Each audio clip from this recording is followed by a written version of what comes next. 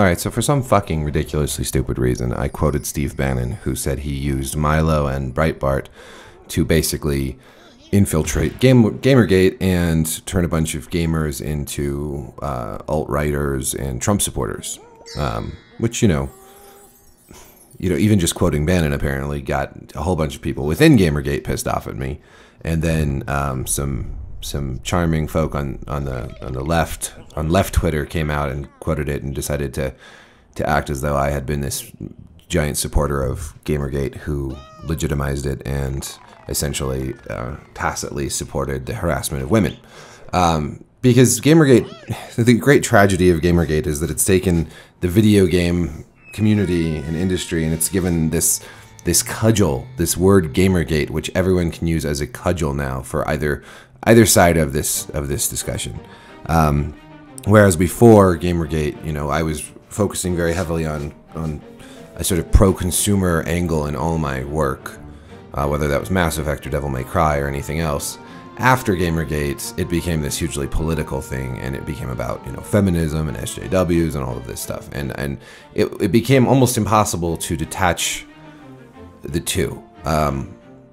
See, because when Gamergate came out, the thing that I think a lot of people just completely misunderstand about where I was at the time in 2014 is that I, of course, have been writing for the last couple of years about all these various consumer movements and, the retake Mass Effect movement, these sort of things that have led eventually to what we've seen now with Star Wars Battlefront 2, Destiny 2, and this pushback against loot boxes and everything else. I, at the time, saw all of this kind of as part of the same story, and I think it is part of the same story. I think a lot of the sort of angst and anger and upset that a lot of people who at first joined Gamergate or labeled themselves as Gamergaters or whatever, I think a lot of that was born out of, a series of frustrations with the gaming press and the gaming industry, and that sort of bubbled over when the whole Zoe Quinn thing went down. And, I do think it was also made up of people who were right-wing operatives, fascists, people who hated women. All of that was also there, but I think that at first, at least, there was a large community of gamers who had just been part of these other sort of angry consumer movements or these sort of formless reactions, and to games like Mass Effect. I think that here's one truth that I think is frankly indisputable.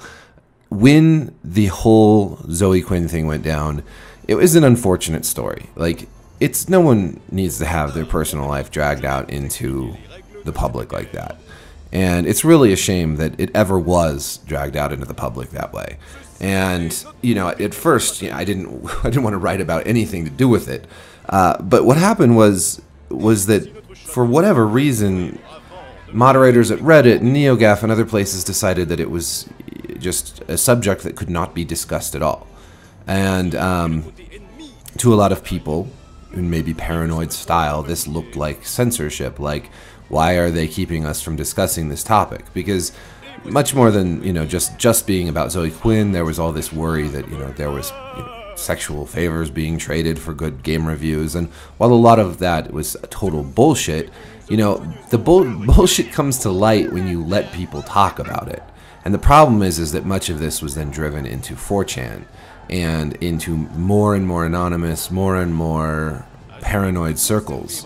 And so a lot of this stuff I think could have just fizzled out very quickly had several things not happened. Had those forums not clamped down, had the gaming press not written a bunch of articles about gamers being dead and sort of feeding the fire with this sort of stuff. There were so many articles about, misogynistic gamers and gamers are dead. And, it's little wonder that a lot of people who didn't feel that way got upset. And because they were all sort of driven into a corner, into 4chan and whatnot, it became a lot more sort of nasty and paranoid and vicious than it could have been if people had just sort of let it play out in the beginning. And I wasn't even going to write about any of it at first, but it just seemed like too much of a subject that needed to be addressed. And, just what I've learned, I guess, over the years is that you should truly, especially if you're, a journalist or a commentator, is that you should try to avoid taking everything at face value. And so, when I did start writing about Gamergate, I tried to look at it as fairly as possible. And I knew at the time that there was definitely harassment going on. I know some people say that nobody in Gamergate ever harassed anyone, but that's bullshit. And it's also bullshit to say that there isn't harassment from other groups. I mean, we've certainly seen a lot of sort of the top virtue signaling people on the left suddenly be outed as sexual harassers with all these accusers and all these people who virtue signaled and condemned Gamergate. A lot of them have been discovered to be not very good people. A lot of them are good people, but the point is that we don't know. We really don't know anyone. We don't know what's in people's hearts. So you try to be fair. You try to tackle issues as fairly as possible. Now, obviously at the time, it was not entirely clear what was going on, and it was very easy to just say one or the other. It was very easy to say, oh, these are just aggrieved gamers, and they're right about everything, and they're just doing their best about ethics and game journalism. And it's very easy to say, oh, these are just misogynistic harassers, they're just bad people, and we should write them off and consign them to the dustbin of history. But the truth really lay somewhere in the middle for a lot of the beginning of Gamergate, I think. I think that before it was sort of co-opted by people like Milo, it was really just an amorphous movement. I mean, there's no way to say what it was because there was no clear goals, there was no clear leaders, and that made it very vulnerable to kind of what I think happened, which is that a lot of sort of right-wingers on YouTube and from Breitbart did come in and exert a lot of influence and make it much more about anti-feminism and anti-SJW and all of that. And I did write about that. A lot of people on the left who still somehow think I was a Gamergate apologist ignore the fact that I wrote very clearly that we should not trust all these right-wingers coming into this movement, that we should look at them as just people who want to use it to further their own anti-feminist agenda and their own careers. I did write one article where I said that Gamergate was a consumer movement and not a hate group. And I think that, I even have an update on that article from years ago where I said, oh, you know what, I think that this was wrong. Like, I think that I don't think it's either or. It's not necessarily a consumer movement or a hate group. It's impossible to pin down. There are people in it that are concerned with consumer stuff. There are people in it who are assholes. And because it's such an amorphous movement with no clear leader and no, that it's impossible to say what is going on. And I do think that it was used very clearly to drive a lot of the conversation to the right, and specifically the right in a sort of alt-right way because of Milo. And I think that's fucking tragic, honestly. But I also think that Milo burned out, and that a lot of the people who initially were part of Gamergate that weren't right-wing kind of also burnt out. They kind of, they saw like a lot of pro-Trump people come into their space, and they just sort of left it, and pretty much Gamergate has fizzled out itself. So it's almost not even a conversation worth having anymore. But like it bothers me. I can't help it. It does. It bothers me that attempts to just be fair and have a dialogue are viewed as me attempting to legitimize hate against women. That was never. I never once approved or did anything other than condemn harassment. And it's bizarre to me to see people who are, theoretically at least, on the same side as me, as I'm a, pretty left-wing guy. It's weird to see that, and it sucks. And it does feel like, Twitter is this place where it's all about virtue signaling and dogpiling. And you see people who are very self-righteous and who are very, who believe very firmly that they are holy people that can control the good and evil in the world, and to see them urge a dogpiling, or to just flat out write somebody off that they don't know and that they haven't even bothered to really, find out anything about. That sucks. And it's kind of the state of the world, this Twitter mentality that everything is what you say it is. and your followers will agree with you because the truth is unimportant. And that's what I didn't want to happen with Gamergate. I didn't want to just parrot what everyone else was saying and say, oh yes, everyone involved in this must be a woman hater. Because come on, really?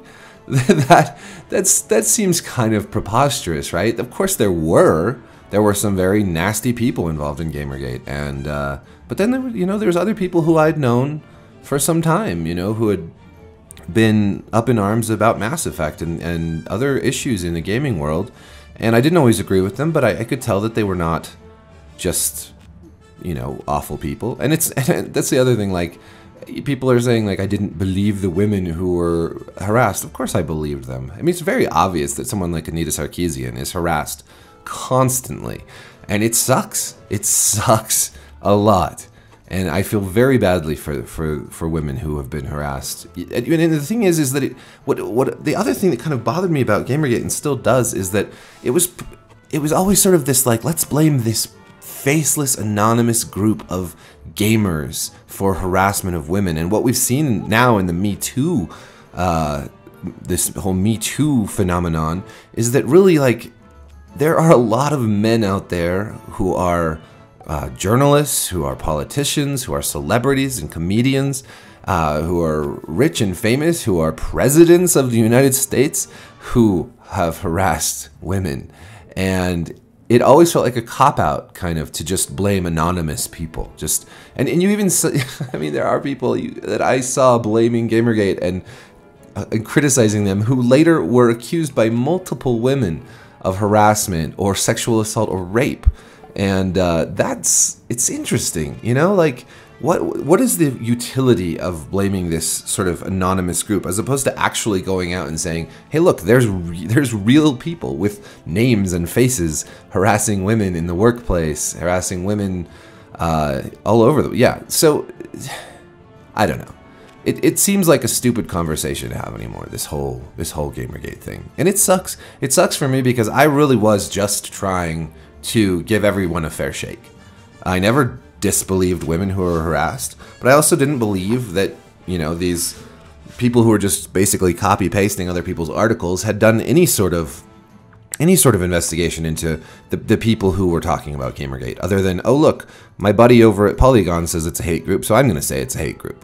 There were hateful elements to it. There remain hateful elements, and certainly the ones that stuck to Milo and bullied people online with Milo are among those. And there were also people who were just normal people who I think were upset because it just seemed like, once again, they were not being heard. So I think it's complicated, and I think people who say it's not complicated and who just decide, like, oh, let's just yell at someone and dogpile them on Twitter, I think those people have an unfortunate lack of both curiosity and empathy.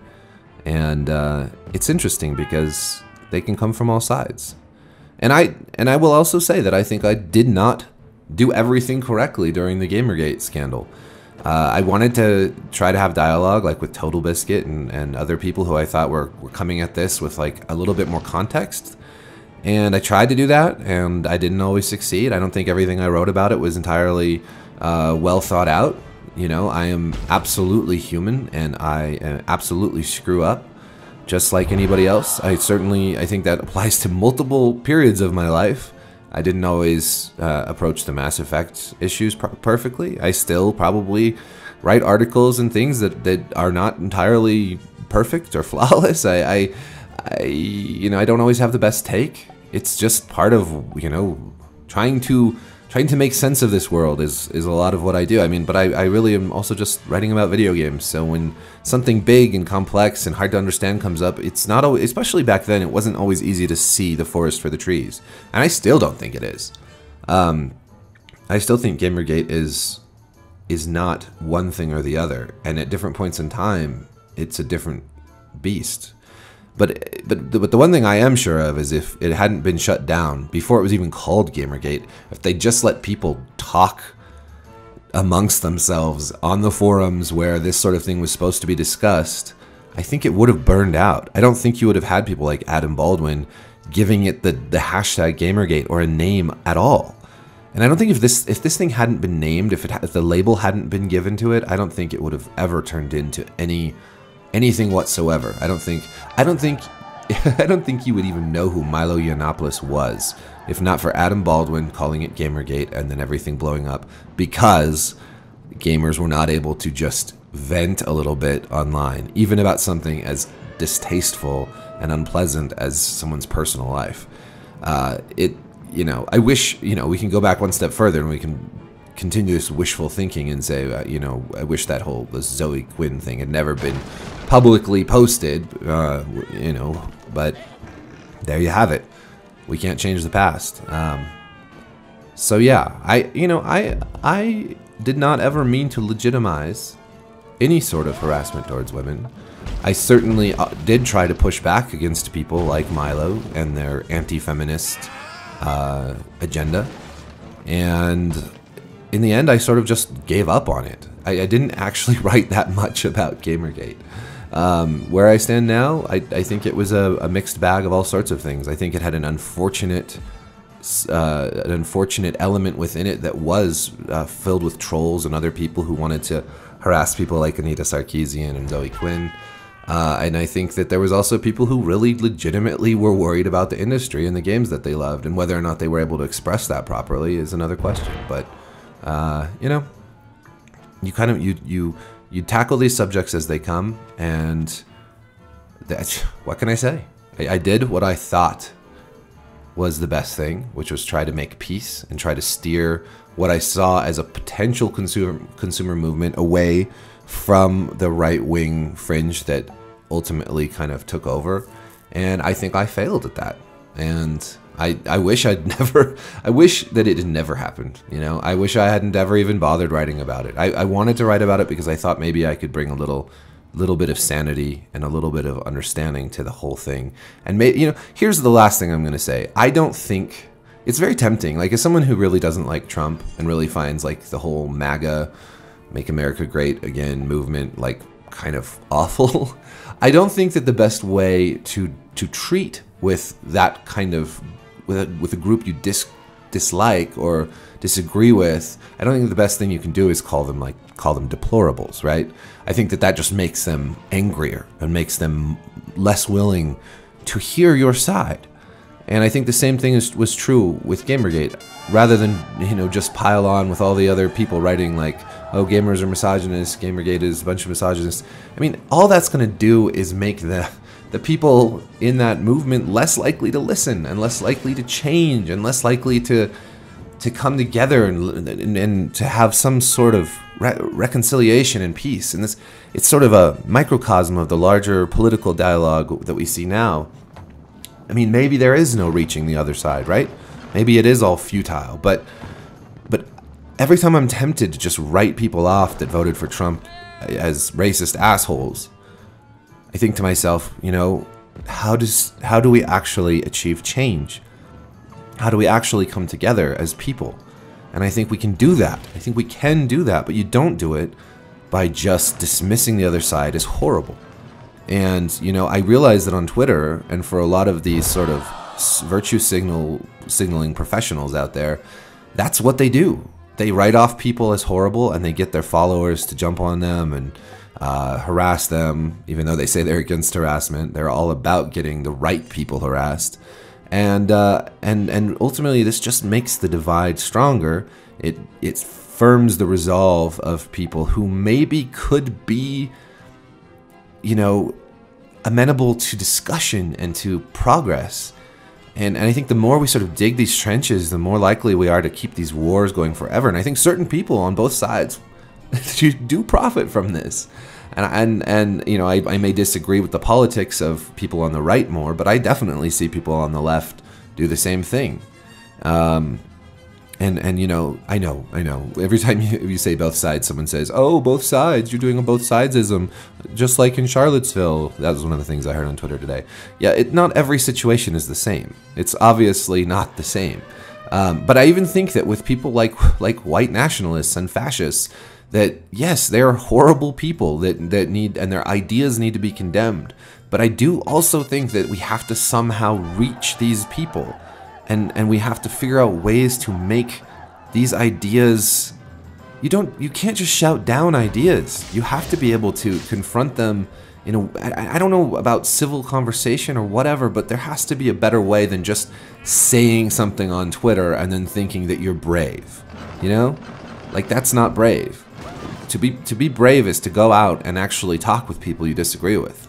I really think it is. Like, talk with them. Not all of them are going to ever be reached. There are some people that are so far past redemption. I understand that. But there are other people who are on the verge. They could tip one way or the other. And I think a lot of people tipped towards Milo because they believed that he was actually working for them, whereas, you know, people in the gaming press and whatnot were condemning them. And I think that maybe if we had just handled it a little bit differently, those people wouldn't have tipped that way. I think a lot of those people will tell you the same thing. People who then grew disillusioned with Milo. So that's my take. I don't know. I'm probably the history's greatest monster for saying this, and everybody on both sides will fucking hate me for it. So yeah. Thanks for listening.